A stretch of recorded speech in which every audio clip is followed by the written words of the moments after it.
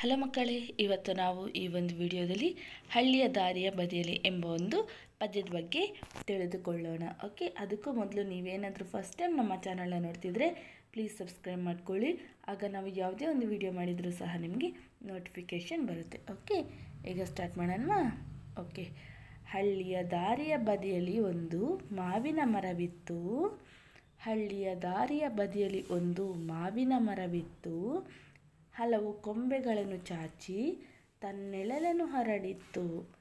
ಹಲವು ಕೊಂಬೆಗಳನ್ನು ಚಾಚಿ ತನ್ನೆಳಲನ್ನು ಹರಡಿತ್ತು. ಹಕ್ಕಿ ಪಕ್ಷಿಗಳು ಗೂಡನ್ನು ಕಟ್ಟಿದೆ, ಮರಿಗಳ ಚಿಲಿಪಿಲಿ ಹಾಡಿತ್ತು.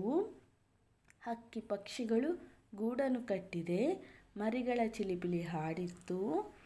ಎಲೆಗಳ ಜೊತೆಗೆ ಕಾಯ ತೂಗಿ ಬಾಯಲ್ಲಿ ನೀರನ್ನು ತಂದಿತ್ತು. ಎಲೆಗಳ ಜೊತೆಗೆ ಕಾಯ ತೂಗಿ ಬಾಯಲ್ಲಿ ನೀರನ್ನು ತಂದಿತ್ತು.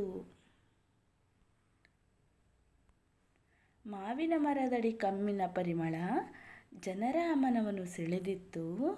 ಮಾವಿನ ಮರದಡಿ ಕಮ್ಮಿನ ಪರಿಮಳ ಜನರ ಮನವನ್ನು ಸೆಳೆದಿತ್ತು.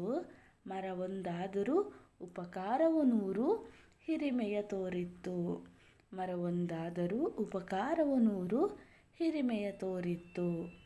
ಶುದ್ಧ ಗಾಳಿ ಮಳೆ ನಂದನವೇ ಇಳೆ ಹೂ ಹಸಿರಿನ ತಾಕತ್ತು. ಶುದ್ಧ ಗಾಳಿ ಮಳೆ ನಂದನವೇ ಇಳೆ ಹೂ ಹಸಿರಿನ ತಾಕತ್ತು.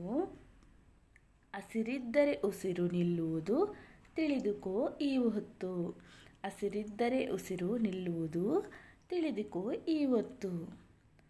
ಇಷ್ಟು ಈ ಒಂದು ಪದ್ಯ ಆಗಿದೆ. ಓಕೆ, ನಿಮಗೇನಾದರೂ ಈ ಒಂದು ಪದ್ಯ ಇಷ್ಟ ಆಗಿದ್ದರೆ ಪ್ಲೀಸ್ ಲೈಕ್ ಆ್ಯಂಡ್ ಸಬ್ಸ್ಕ್ರೈಬ್ ಮಾಡಿ.